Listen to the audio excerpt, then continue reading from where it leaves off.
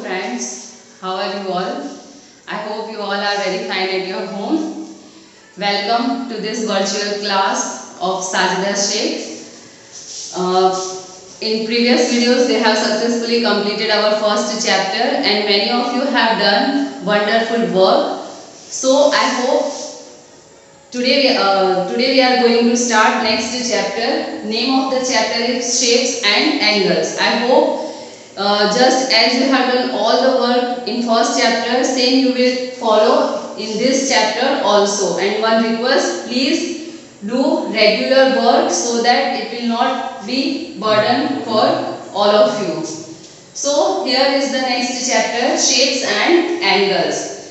And these are the key points that we are going to learn in this chapter. The first one is basic geometrical shapes. Before we start about angles, the first word is shapes. So first we will learn about different geometrical shapes that are related to angles. Like the first is point, then line segment, ray, and after that we will learn about angles.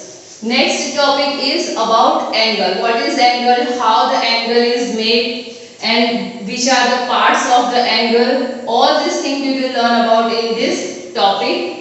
Next is types of angle. There are various types of angles like acute angle, obtuse angle, right angle, complete angle, reflect angle. About all these angles we will learn in this topic. The next topic is angles in different objects, names and time. In this chapter we will try to find out different types of angles in various objects around us. Then names. Using the straight lines we will write down names and in that we will calculate how many angles are there. And time. In the wall clock we will find out at different time they form different angle. So in this topic we will learn about we will identify different angles in different objects, names and time. Next topic we will learn is draw or measure of an angle. How to draw an angle, how to measure the angle. And the last topic is calculation of degree of missing angle, in which three angles will be given. Out of these three angles, measurement of one angle will be missing, that you have to calculate. Under this first point, basic geometrical shapes, we will start with point. Now what is point? Take your pencil, by tip of that pencil mark a dot. Here I have a chalk. So using this chalk or tip of the chalk, I will mark here a dot. This dot gives an idea of point. Here definition of point is point determines a location. Means whenever we want to give exact location, we use this point. So here in maths, point determines a location. It is denoted by capital alphabet. If you want to write down point, we use capital alphabet A to Z. We have to use only capital alphabet to denote the point. Next is geometrical shape is line segment. Now what is line segment? Suppose here I have taken a paper. Now I am going to fold this paper. So after folding this, when you reopen this page, you will have a line here. You will have a line here. This line shows the distance between these 2 points, the first point and this point. So this is the concept of line segment. Here we have written the definition, the distance between two given points. Now look here, suppose I have taken here 2 points, point A and here is the point B. The distance between these 2 points. So here I will draw a line. So this is called line segment. The fixed distance given these 2 points is known as line segment. This line segment has 2 end points. Here 2 end points are A and B. As you can see in this figure, it has fixed length. It may be 2 centimeter, 3 centimeter, 10 centimeter, whatever it is, but we can say that it has fixed length that can be measured using a scale. We can measure this line segment using a scale. Now, this line segment shows the distance between these 2 points A and B. That's why this line segment is denoted as line segment AB. Next geometrical shape is line. Before line, we learned about line segment. What we learned? This line segment has 2 fixed points. But if I remove these 2 fixed points and draw here arrows in both the side, instead of this point, if I draw this arrow, that means now this line segment goes endlessly in both the directions. Line segment that has fixed length. But if I draw arrow at both the sides, that means now this line segment goes endlessly in both the directions. So that now it is converted into line. So here I have written the definition. It goes endlessly in both opposite directions. Not only in one direction, in both the opposite directions. This side and this side. In both the opposite direction, it goes endlessly. Now, as it goes endlessly, we cannot measure it. As it goes endlessly, we can't measure it. This line is denoted by symbol of this line and any of 2 points. Suppose I have here write C and D. Now one more thing, that this line contains countless points, not only 2 points, but for our convenience we write here 2 points A and B, so that we can write like this, line AB. Now one more thing, we extend this by drawing these 2 arrows, but before that was line segment. So we can say that the line segment is a part of this line. Suppose I took only this length. So now it will become, if I take only this, that will become again line segment. So we can say that line segment is a part of a line. Now the next geometrical shape is ray. Now what is ray? So a ray has a starting point. Suppose this is the starting point A and extend endlessly in one direction, any one direction. So from this starting point, this line extend to this direction. This is called ray. Look, in line segment, it has 2 endpoints. In line, there isn't any fixed point, but in ray, it has one starting point and in one direction it goes endlessly. As it goes endlessly in one direction, so that we cannot measure it.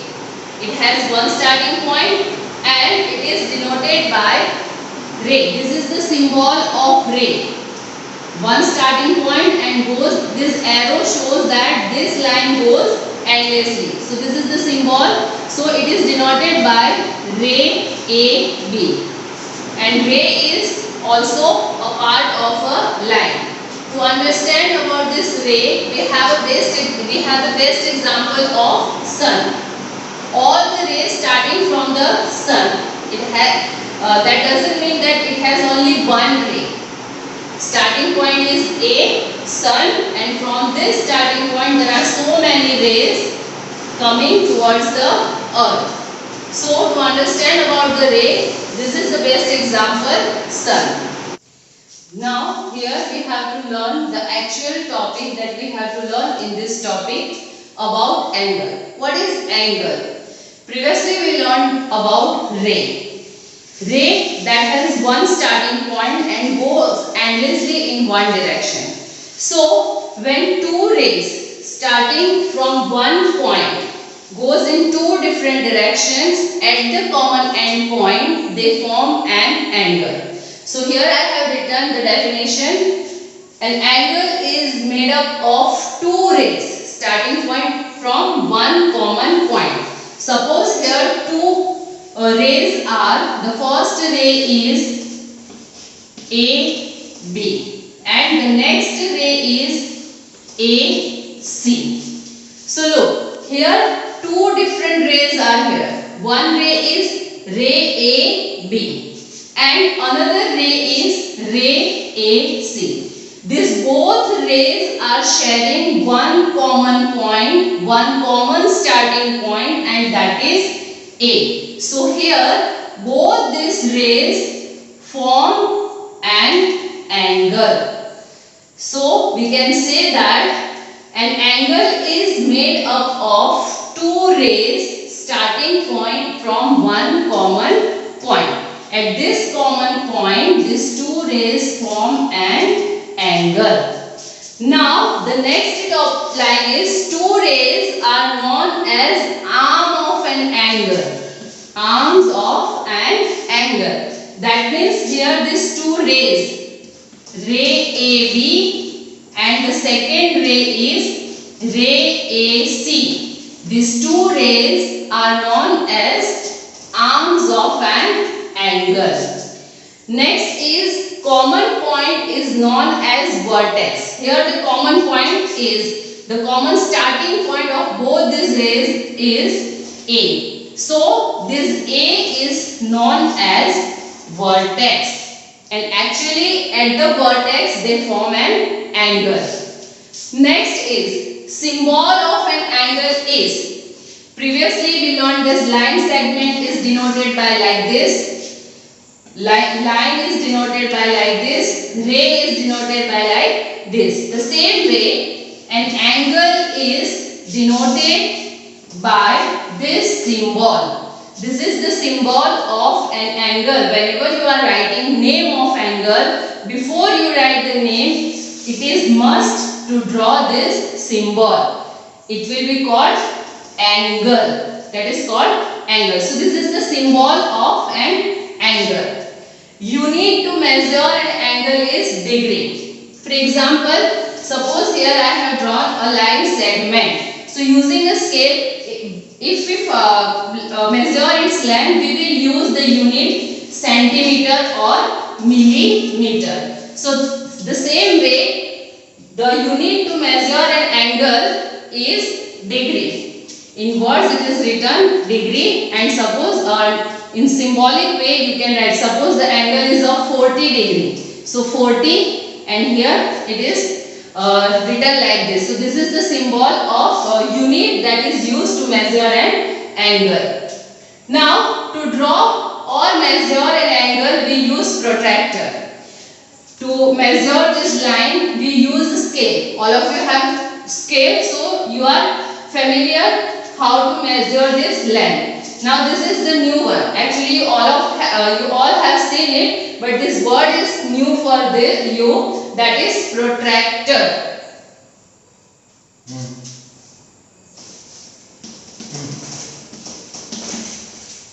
Sorry, the spelling is protractor. So if you have observed your compass box, you will find out this type of instrument. This is called protractor. So to draw an angle or to measure the given angle, this protractor is used. Last is how to write name of the angle. Name of angle is written using 3 alphabets on angle, in which vertex must be written in the middle of 3 alphabets. In 2 different ways you can write the name of the angle. Look, here I have written 3 alphabets. So as you can see on this angle, here are 3 alphabets B, A and C. So using these 3 alphabets you can write the name of angle. But the condition is that the vertex must be written in the middle.